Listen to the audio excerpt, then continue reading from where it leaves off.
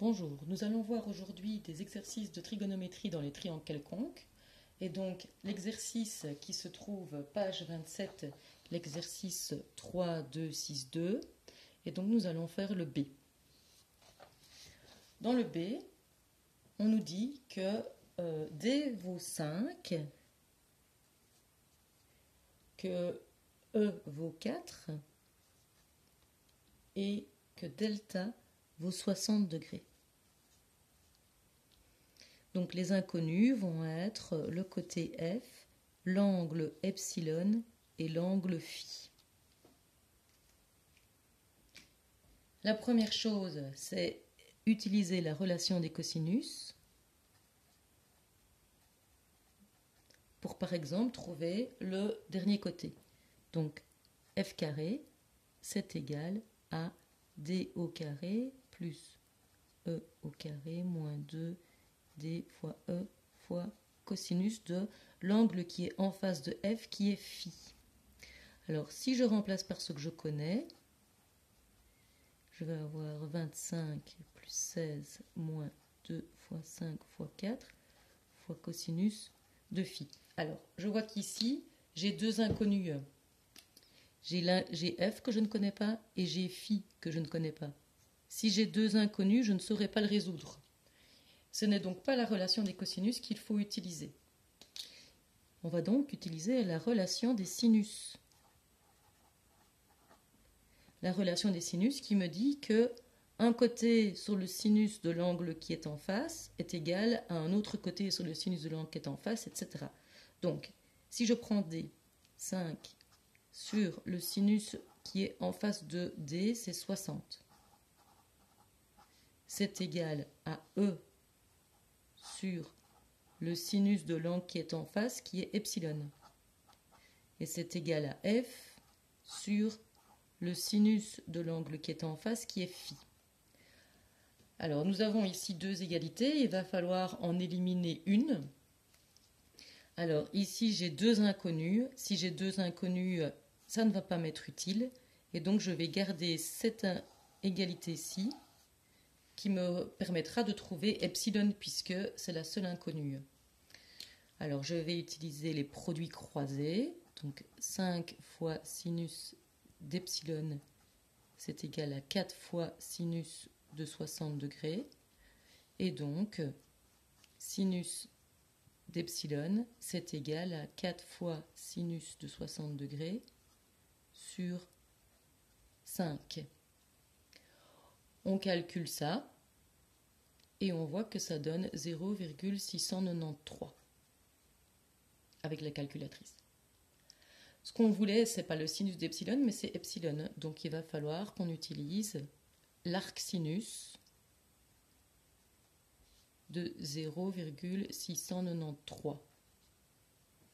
Et on voit que ça nous donne 43,854 degrés avec la calculatrice. Seulement ceci, c'est une équation trigonométrique. Sinus d'epsilon, c'est égal à ce nombre. Donc il y a, vous le savez,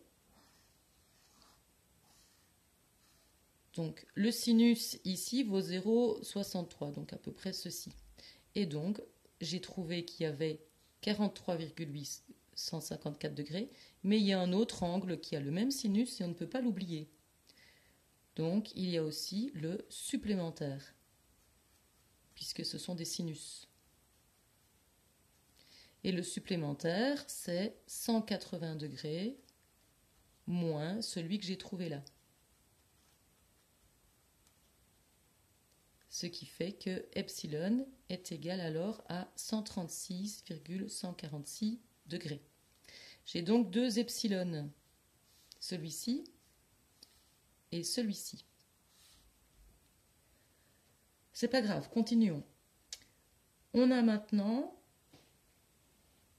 l'angle delta, l'angle phi, l'angle epsilon. On peut facilement trouver l'angle phi puisque dans les triangles, la somme des angles fait 180 degrés. Donc phi, c'est 180 degrés moins 60 degrés de delta moins 43,854 degrés.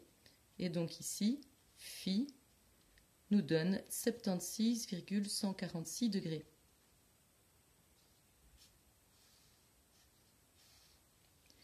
Si je fais la même chose ici, c'est égal à 180 degrés moins 60 degrés moins 136,146 degrés. Et donc j'ai phi qui vaut moins 16,146 degrés.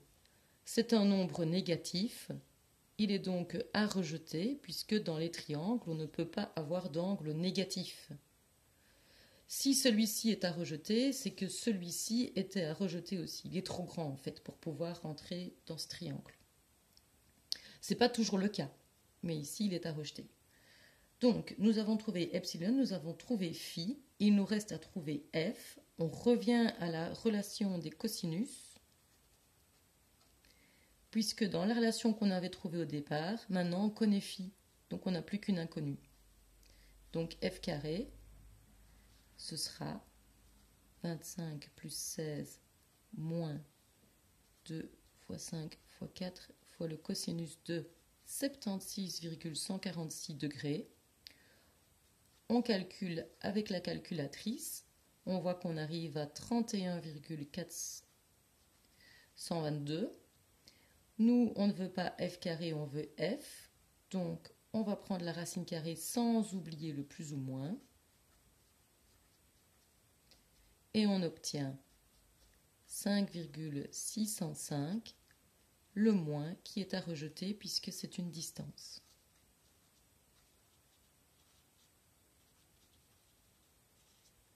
On a donc trouvé la valeur de f qui est 5,605.